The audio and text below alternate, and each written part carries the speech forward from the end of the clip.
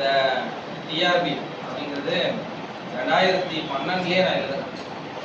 2012 இருந்து 2019 வரைக்கும் 5 ஆசிரியர் தேர்வு நான் எழுதுனேன். 5லையுமே தேர்வு ஆகலை. 2022 தேர்வு ஆனேன். எப்படி ஆனேன் அப்படின்னா இங்கே வந்ததுனால தான். 5 தேர்வில் நான் தேர்வாகிறதுக்கு காரணங்கள், அதில் நான் செய்த தவறுகள் எல்லாமே எனக்கு எங்கு தெரிஞ்சுக்கிட்டேன் அப்படின்னு சொன்னால் இந்த பயிற்சி மையத்துக்கு வந்ததுனால தான் நான் தெரிஞ்சுக்கிட்டேன். இங்கே இப்போ எண்ணிக்கை குறைவாக இருக்கலாம், ஆனால் நீங்கள் எல்லாம் வாழ்க்கையில் மிகப்பெரிய புண்ணியம் அதிர்ஷ்டம் சொல்லுவாங்கல்ல, அதை செஞ்சவங்களால் மட்டும்தான் இங்கே படிக்க முடியும்.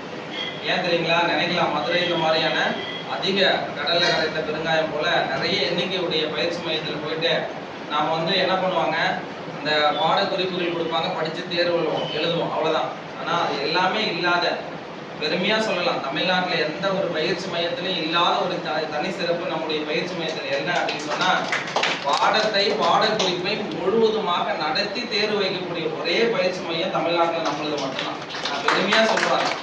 ஏன் அப்படின்னா யாருமே நடத்துறதில்லை. நான் விசாரிச்சிருக்கேன், யாருமே எந்த பயிற்சி மையத்திலையும் நடத்துறதில்லை. நம்ம பணத்தை கட்டணும், பாடக்குறிப்பு கொடுப்பாங்க, தேர்வு தேர்வு தேர்வு. இது ஒரு புரிதல் இல்லாமல் போகக்கூடியது.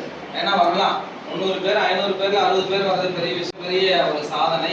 அந்த சாதனை நம்முடைய பயிற்சி மையத்துக்கு மட்டும்தான் சாரும்.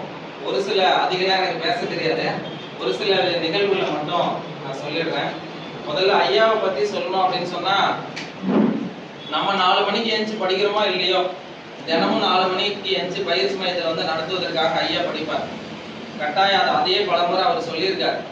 நாம் ஐயா எடுக்கக்கூடிய அந்த ஒரு 4-5 யூனிட் நமக்கு எடுப்பார். அது எல்லாத்தையும் இங்கேயே நமக்கு குறைஞ்சது எனக்கு தெரிஞ்சு 5 முறை நடத்துவார். 8 தொகையில் ரச்சனை எடுத்துக்கிட்டேன்னா பாட வகுப்பில் 5 முறை நடத்துவார். 5 முறை அதை நடத்தி அதை நமக்கு நோட்டில் எழுத வச்சு அதை நம்மளையே சொல்ல வச்சு நல்ல மனதில் பதிய வச்சு தான் வீட்டுக்கு அனுப்புவார். அதை போய் வீட்டில் படிக்கிறதுக்கு நமக்கு ஒரு பெரிய கஷ்டம் கிடையாது. இங்கே நடத்திட்டு நம்ம இங்கே எல்லாமே 90% செய்திகளை இங்கேயே நமக்கு மனதில் பதிய வச்சுருவார். 10% தான் நம்ம போய் வீட்டில் படிக்கப்போம். அந்த அளவுக்கு ஒரு மிகப்பெரிய ஒரு பயிற்சி மையம் அப்படின்னு சொன்னால் அது நம்முடையதுதான். அந்த அளவுக்கு மிக தெளிவாக நடத்தி, இதில் இன்னொரு விஷயம் என்னன்னா, எந்த ஒரு பாடக்குறிப்பையும் பார்த்து அவர் நடத்தி நான் பார்த்ததே கிடையாது. உண்மையாக அது எனக்கு ரொம்ப பெருமையாக இருக்கு. அவர் பார்த்தே நடத்ததே கிடையாது. அந்த செய்திகளை அப்படியே மடை திறந்த வெள்ளம் போல அந்த அளவுக்கு செய்திகளை சொல்லுவார். அந்த செய்திகளை திரும்ப என்ன செய்வார், கோர்வையாக சொல்லுவார்.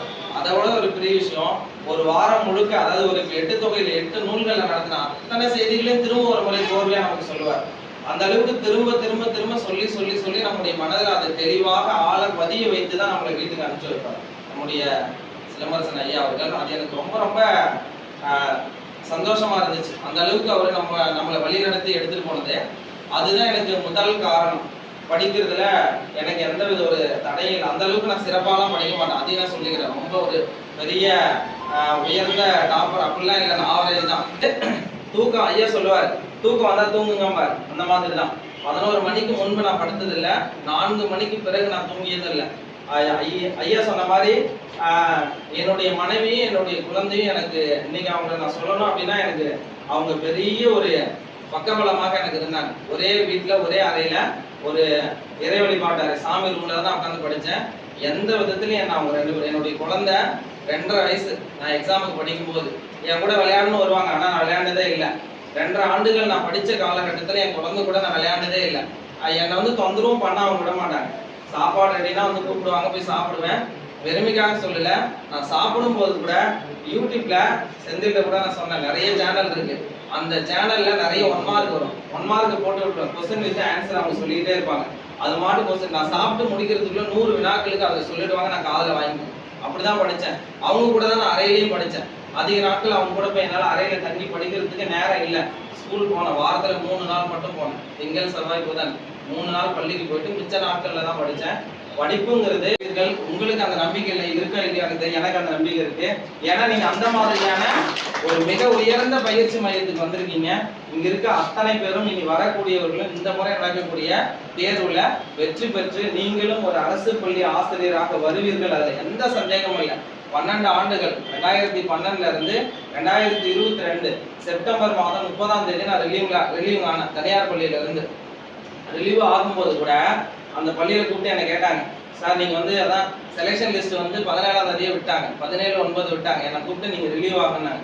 இல்லை மேடம் இன்னும் ஒரு 10 நாள் தான், அந்த மாசத்தை முடிச்சுட்டு இப்போ இந்த மாசம் முடிச்சிடறீங்களா, ஒரு 10 நாள் சம்பளம் எக்ஸ்ட்ரா போகும் இப்படியே சொன்னாங்க. எத்தனை ஆண்டுகள் அந்த பள்ளிக்காக உழைத்திருக்கு, 12ல இருந்து நான் வேலை செஞ்சேன். அந்த ஒரு இவ்வளவு நாள் இங்க இருந்தாரே 10 நாள்ல என்ன ஆயிட போகுது. அப்போ கூட மன கஷ்டத்தோட தான் நான் வெளியே வந்தேன். 17/9/25 நான் வெளியே வந்தேன். 17/10/25 அரசு ஆண்கள் மேல்நிலைப் பள்ளி பரங்கிப்பேட்டை கடலூர் மாவட்டத்துல மாலை 4:15 மணிக்கு கையெழுத்து போட்ட அரசு பள்ளி ஆசிரியராக அதே பாடவேளை கடைசி பாடவேளை 4:15 to 4:30 11ஆம் வகுப்பு அறிவியல் மாணவர்களுக்கு முதல் பாட வகுப்பு எடுத்தேன். என் வாழ்க்கையில மிகப்பெரிய சந்தோஷம் எதுனா 10 ஆண்டுகள் நான் தனியார் பள்ளியில பணிபுரிஞ்சது இல்லை. இந்த 15 நிமிடம் அரசு பள்ளியில் கையெழுத்து போடுற இடத்துல பாட வேலையில அதை விட இந்த சந்தோஷம் எனக்கு என்னைக்குமே இல்லை. அந்த சந்தோஷம் ஐயா தான் முதல் காரணம். 3 ஐயாவுக்கு என்னுடைய மனமார்ந்த நன்றியை தெரிவித்துக் கொள்கிறேன். நன்றி.